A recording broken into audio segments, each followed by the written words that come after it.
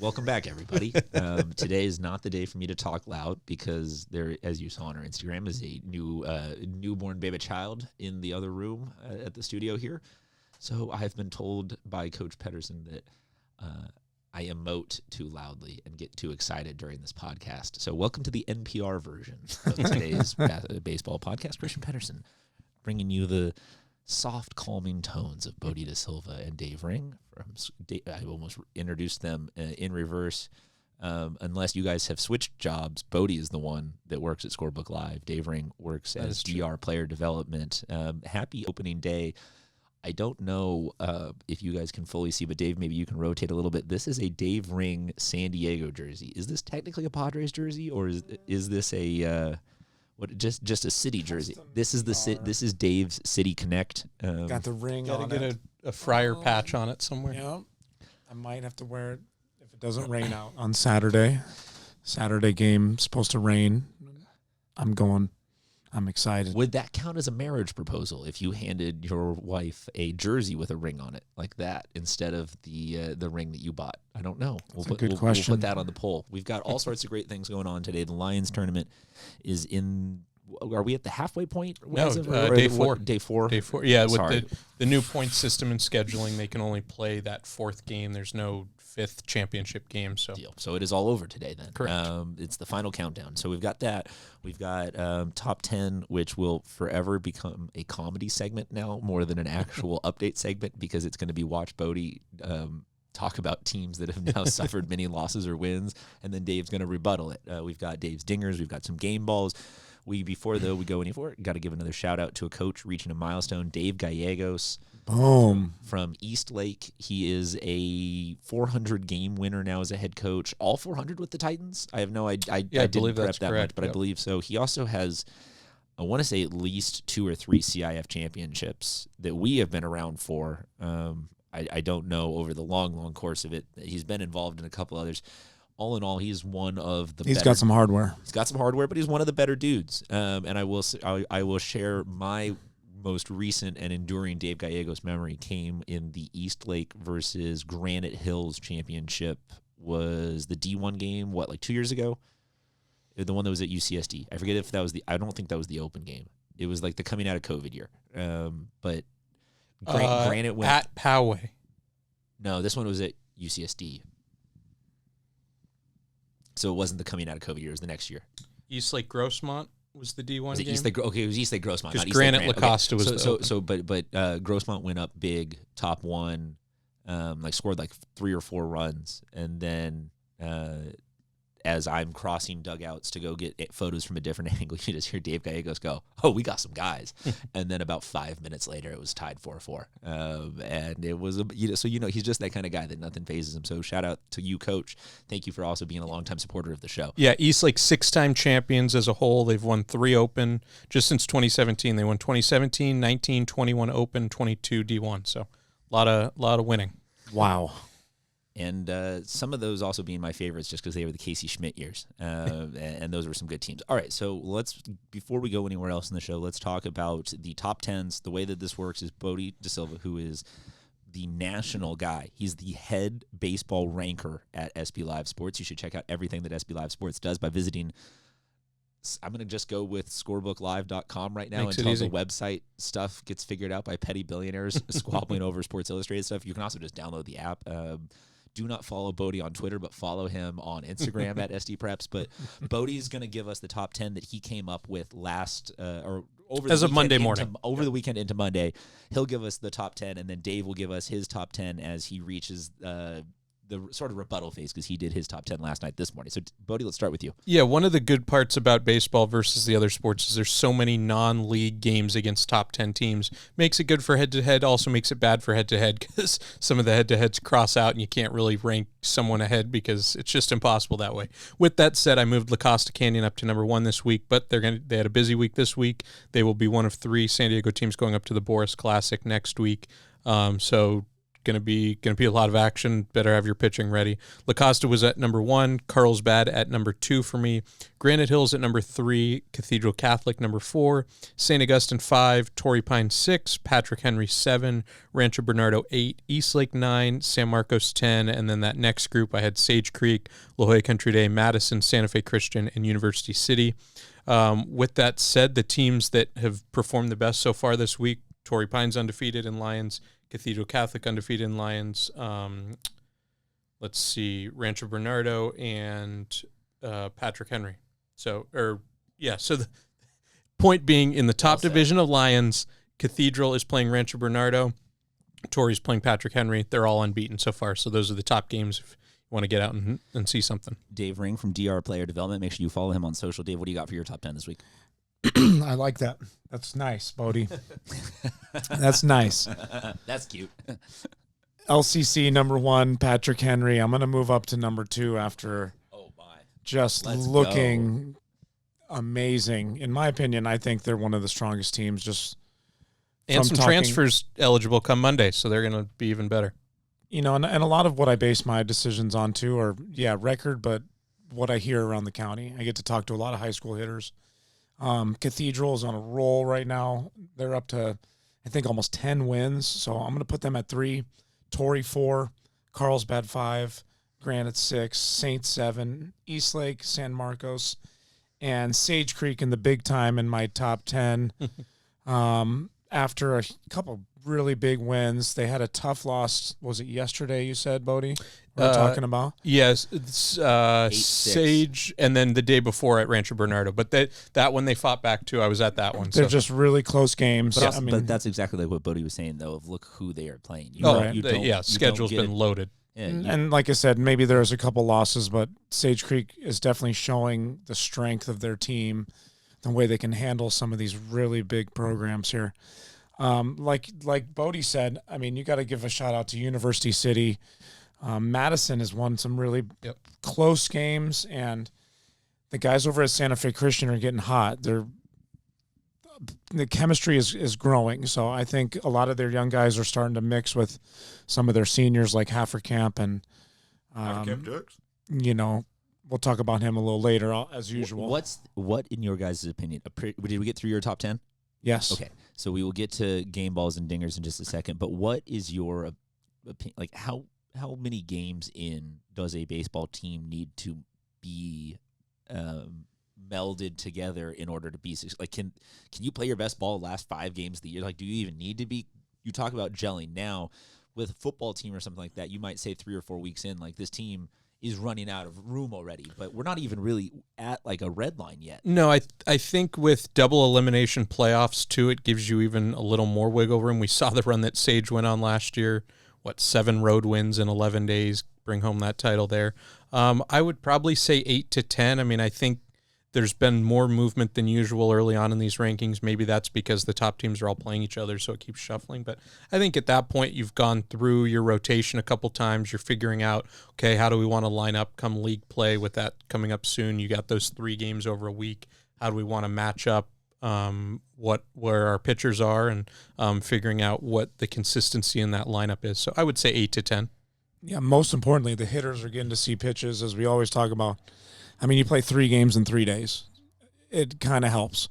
It gets you feeling, that chemistry. Like you said, you have one good game, you have back-to-back good games, and in 2 days, that can really get a team on a roll.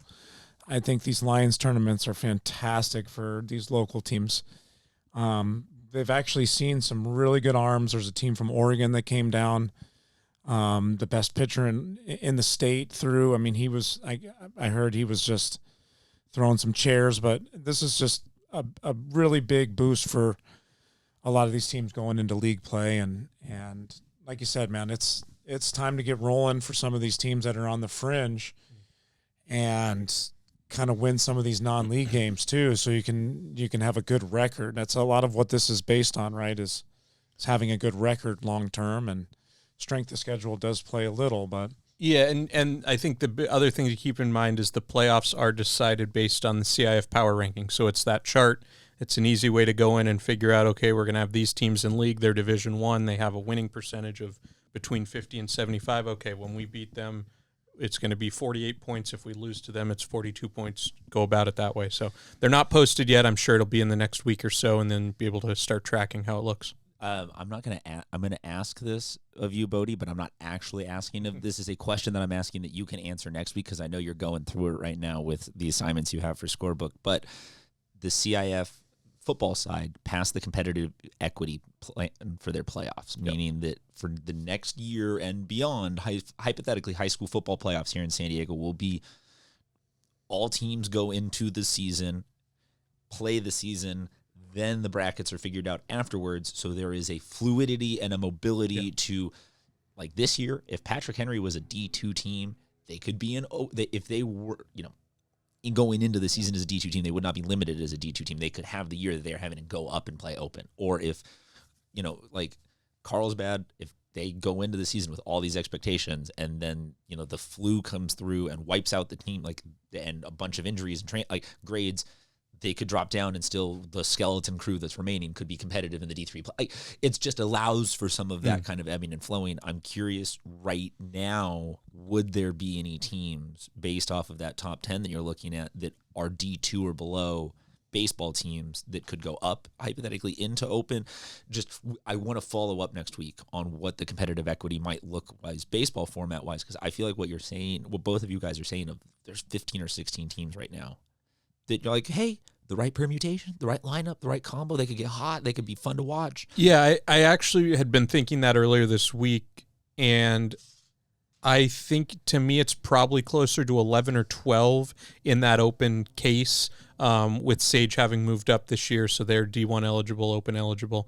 But I think that's still a pretty good number, which will lead to a highly competitive open division bracket whenever it comes out. And something I've been going through just to see in previous years, but they're much more than we see in basketball or football are upsets. An 8 seed getting to the championship game, a 7 seed winning it, a 1 seed going 2 and done, and they're out of it right away. So we've seen this in baseball. Well, and I think maybe my question is less open division, because we know that the open division is going to be always flush with certain schools, but I'm curious, like Mater Day and we're going to see some new champions this year. And there's a University City, a Mission Bay, are we going to see teams right now that if we had to go, I'm not going to take us in this detour because I hate doing this to my team. I always tell these guys we're going to talk about one thing and then we go in a whole other direction. But I'm saying maybe next week, if we go line by line and say who's the current favorite in this division, just based off of the results, hypothetically in the competitive equity, would they be in this? Because if there might be a couple teams in those different divisions that would make an excellent D2 bracket, and you'd be like, whoa, that'd be cool. So I'll be curious to see next week if we can follow up on that now that we know for sure it's headed in one direction, because baseball, being the double elimination playoff format that it is, might not need it, because the baseball playoffs are pretty solid at producing good playoff champions every single year. But I'll be curious to see. I mean, football, it's been talked about. It's been wanted for a while. I shouldn't say fully as a whole. Whatever system you go with, there's always going to be people that are not for it. We know how that works. But, I'll be interested to see how it works for football and see if it's something that they want to adopt in these other team sports. I highly doubt you're watching this, Matt Marquez, but in case you decided to watch 13 minutes into a baseball podcast, thank you. Matt's the Crawford football coach, so you can understand why I'm assuming he's not watching this, but I saw your tweet this week, and you're absolutely right. That was the most truthful tweet that has been tweeted. That some people want the smoke all season, then once the smoke's there, they do nothing but run away. Dave, you got dingers? You got game balls? What do you want to go with first? You know how I roll. Dingers! I'm about to mic drop after the dingers. I'm holding the mic today so I can drop it. Do you want me to bring back the arm so you can? I feel good holding it today. I didn't know how comfortable I was going to be, but I like it. It feels like professional. So here we go with some dingers, man. Dingers? Don't get too loud, though. Baby's sleeping. All right. Mr. Levi Ham, Maranatha. He's got 7 dingers now. Of course, they're going to hit dingers over there, but 7 already? Yeah. No, that's on pace for a number that we probably haven't seen since the Alex Jackson days at Rancho Bernardo. And J.J. Moran has 6 now at San Diego. Both those fields could produce 15 homer seasons here. It's going to be impressive to watch these guys finish out. I got to give some love to my guy, Hunter Harrington. He had a walk-off solo home run 1-0 win for Cathedral over some team from out of state. Can't Was remember that their the name. West Lynn, Oregon? There you go. Thanks, Bodie. I should have just looked and not said some team. A very good team. But Yeah, a not just some very team. good team that, I mean, what a game. 1-0 win. A pull side pump. I just love it. Also, Joe Anderson, within the same week for Cathedral, had an inside the park home run against Steel Canyon in the 9th inning to put them up 2, took the lead. Steel Canyon has been tough this year. I love Steel Canyon. I think we're gonna hear a lot about them. Got to give some love to Josh Kaplan out at UC. He had his first home run of the season. He's a 2025 catcher. Very toolsy. It's out of here. You should see him commit to a big D1 school one of these days, man. It's just awesome how fortunate we are to get to watch some of these guys here in San Diego, man. Jackson Norham, La Jolla Country Day, big reason why they're on the bubble. They are playing some really good baseball, just had a couple tough losses. One against Mission Hills, but Jackson Norham hit 2 bombs that game. This guy, another guy that can just hit the pull side jimmies like no other, Christian. I'm pulling out all the names this year, okay? Deal. Okay. Jimmy Jack. Let's call Jackson Jimmy Jack Norham. And then Pato Perez over at Montgomery. I mean, he just hit a nuke. That's his first home run. Chase Klemke, first home run at Torrey Pines. It's just been fun to watch this year. One thing I noticed is that the BB Core bats are all back to hitting the ball hard. And it's just fun watching high school baseball. These guys are – it's not a lot of warning track balls, everyone complaining about bats. These guys are raking. So hats off to you guys. Keep up the good work. I will update the soundboard, Dave. Next week, it'll not just be goodbye. I'll give you all the nukes, shots, all those sounds built in here permanently. Maybe let's hope not. Eventually, she'll just be sitting there in the middle of us, hangover style. We'll just have her in sunglasses, just hanging out with us. The other intern doesn't hang out with us anymore. She's got too cool for us. Just goes on. I mean, the other intern is over there prepping the even younger intern as to how to be an intern. Home run wise, it's fantastic always to have a good home run race. This year, I feel like we got a great one. Yeah, we got what? You said 7's the county leader, but we got 4 or 5 guys with 5 or more. Moran's got 6. It also feels like it's almost at 3 parks only known for hitting home runs. So whether that's San Marcos, Maranatha, and La Jolla Country Day, but look, El Cap's got a guy with 5. Yeah. El Cap, San Diego's got a guy with 5. Mm-hmm. Talon Gardini, I saw him hit one at Carlsbad the other day. He's up to 4 now. So Talon Gardini is also a pitcher. So cool. Like, let's go. Gavin Vanderpool 3. So I mean, there's a bunch of guys at 3. Gavin Vanderpool technically has 3.5 because when you hit a ball and then you go all the way down the first baseline with the bat and then he's got that down. Back, that counts. He's as gonna have a nice little run. compilation of hitting jacks and flipping the bat just like that every time. And he pitches too, it's which fun. Cool. I love it. Is he a closer? I think. I don't know. He had lefty Josh Hader-ish I out of the pen. will openly, honestly admit to people, I get so many clips non-contextually sent in that I do my best to piece it together, but it's really hard to know what's actually going. It's like reading the Matrix. Sometimes there's just so much information coming all the time. It's amazing to watch how much this thing has grown over the last couple of years. Everyone tags you now. Oh, it's fantastic. Don't get me wrong, it's fantastic. But you asked me, did Gavin close? It's hard to keep track. Those could have been the first inning, the 7th inning, the 6th inning. He could have been pitching in the bottom of the 27th. I assume he'll start sometimes, but I bet you in a pinch, San Marcos in the playoffs, you'll see Gavin coming out of the pen. I love it. Yeah, for sure. Bodie, what do we got this week for you for game balls? Yeah, so a lot of pitching. Okay, go ahead. A lot of pitching performances. We already mentioned Levi Hamm. In that game, he hit the 2 home runs, also threw 4 1/3 on the mound, struck out 4, so a guy capable of multiple duties there. Brendan Miller from Torrey Pines has kind of popped up on the radar this year as a senior. He signed with Fairfield. I saw him yesterday toss a 3-hitter against Granite on 66 pitches, so super efficient for him. Now with a a .69 ERA on the season in 30 innings. So nice. They've got great rotation there with Jack Swanberg and obviously Peyton Rogers, who we've seen throw many innings over the 4 years. Cody Capoletti at Patrick Henry, got to see him pitch against Carlsbad. He's a dog. Yeah, no hitter last week against Steel Canyon, struck out 13, continued that streak into the start against Carlsbad. So 10 innings without hits at any point, and also a big-time hitter there. Zane Nordquist from El Camino, he tossed a one-hitter this week, struck out 13. Jose Partida from La Jolla Country Day, what a day yesterday, struck out 11 in 6 innings and also hit a grand slam, so pretty good day at the yard there. Rancho Bernardo was trailing 6-0 in the 7th yesterday, came back and scored 7 in the 7th. Brady Strachan, their sophomore, had 3 hits in that game, including a 2-run walk-off single. And then Ray Luis Ramirez, hopefully I'm getting that correct, from St. Augustine, and their big win over Nogales from Arizona yesterday, 4-for-4, home run, double, drove in 6. So some big performances really on both sides. I was really hoping for a second there you were just mispronouncing the Ravens linebacker as Ray Luis. All one word, so I think I got that one correct. You got to shout out Zane Nordquist, who committed to San Diego State in the offseason. He's got a Clayton Kershaw-like curveball. His curveball's nasty. Absolute hammer. And he hits, too, man. Yep. I got a chance to watch him over the summer. Really good kid, man.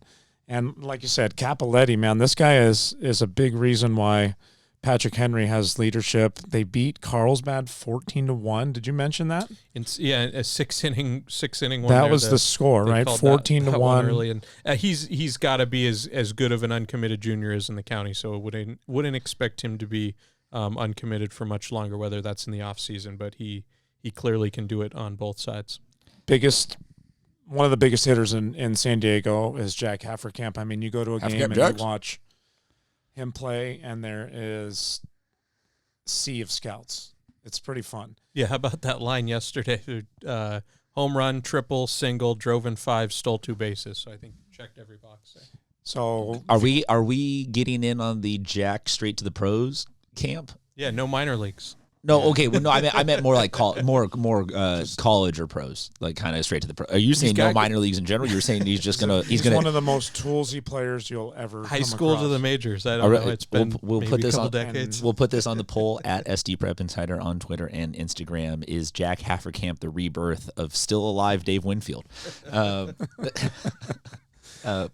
mean, from what I hear, he gets sent to private workouts with teams. I mean, he is on the radar, so a really fun player to continue to watch.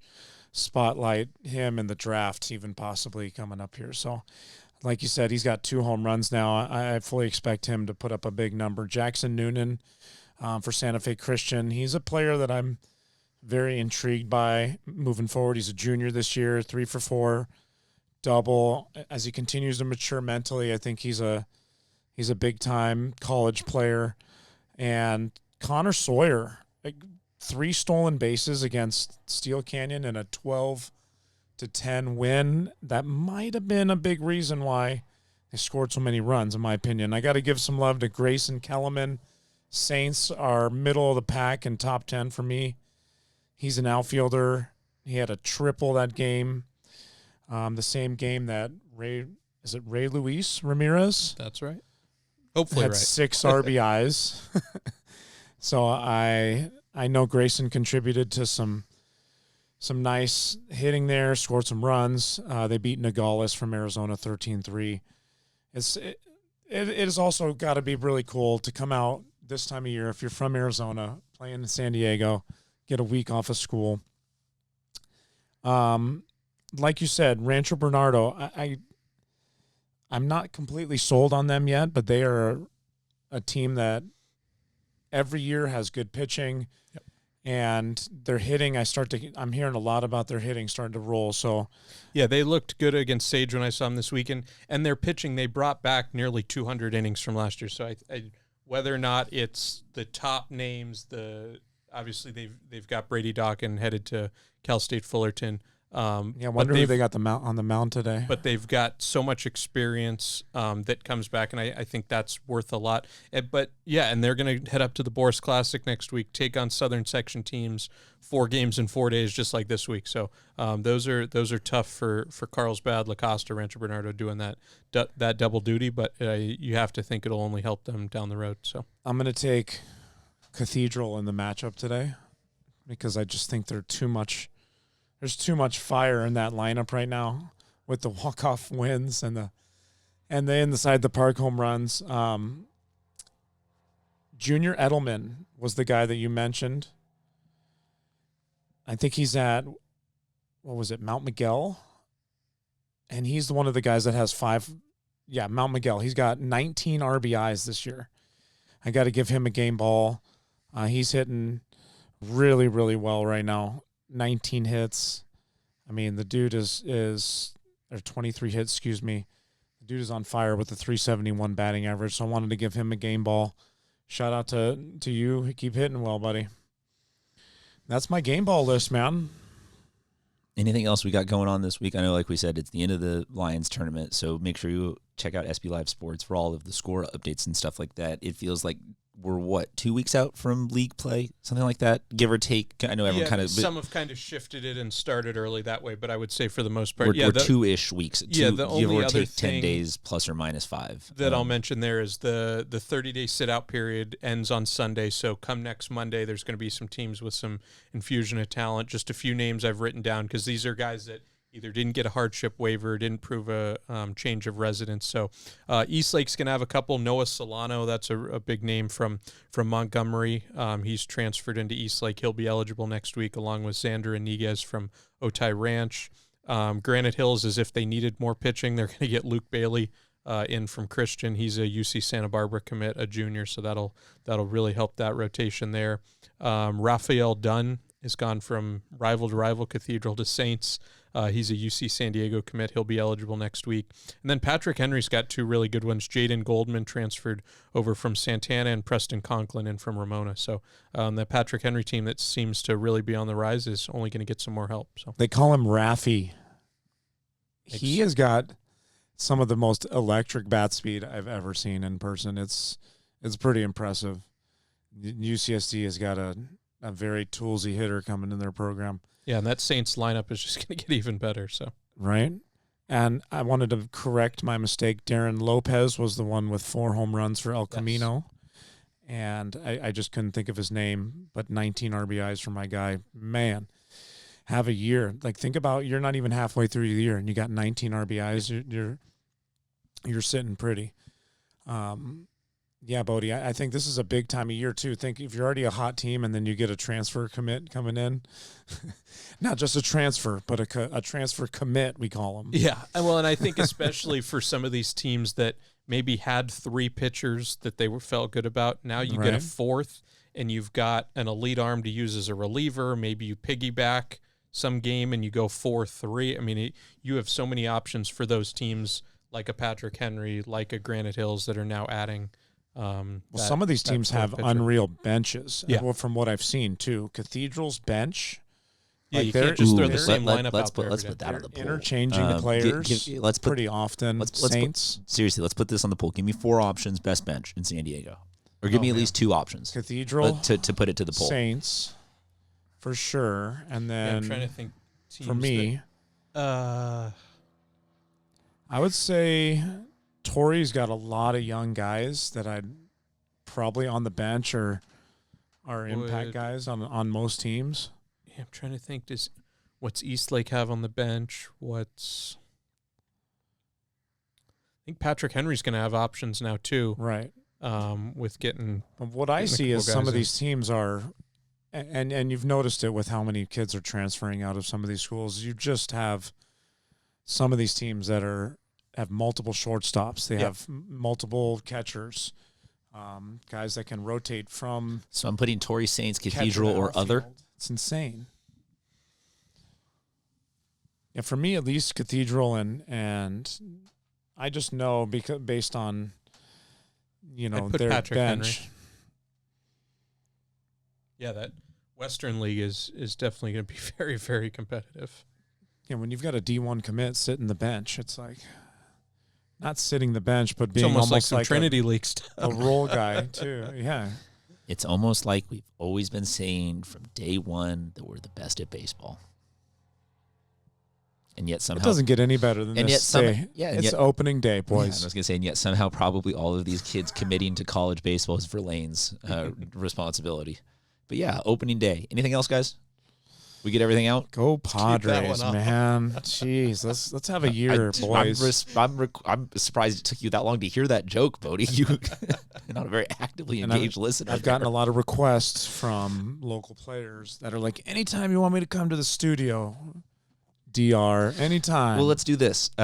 Let's not do it the way we did last year, where we had the kid from Bishops and Country Day get out of school to talk trash to each other in the middle of a Zoom call. That was amazing. Or the one where we just cold called Frankie Giacalone from Saints. That Just, might have "Hey, been my Frankie, favorite. Hey, Frankie, what are you Hey, doing? go step outside of step class outside real of quick. class real quick.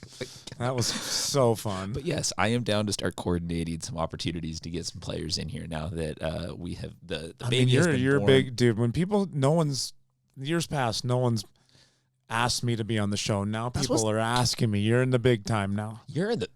I'm in the big time. I stumbled ass backwardsly into this guy being the greatest possible asset. You showed me how to monetize my Instagram. Well, no, you're, but can we You're all- the big time now. Well, no, yeah, you're the one that has 2.5 times my following. Yeah, give me a follow, by the way, and like my latest post, please. Like, share, replay it, fall asleep with your phone open and it on is what you need to do. And download Bodie's app and tell. Yeah, Bodie's the man. And please drop a comment about how much you love Bodie's shirt, because we need Bodie wearing stuff like this more often. And the shoes are fine too, but normally it's just the shoes that are fire. And the Halloween. and the Tony Halloweens. Gwynn sock. Tony Gwynn socks. I thought they were Halloween, but no.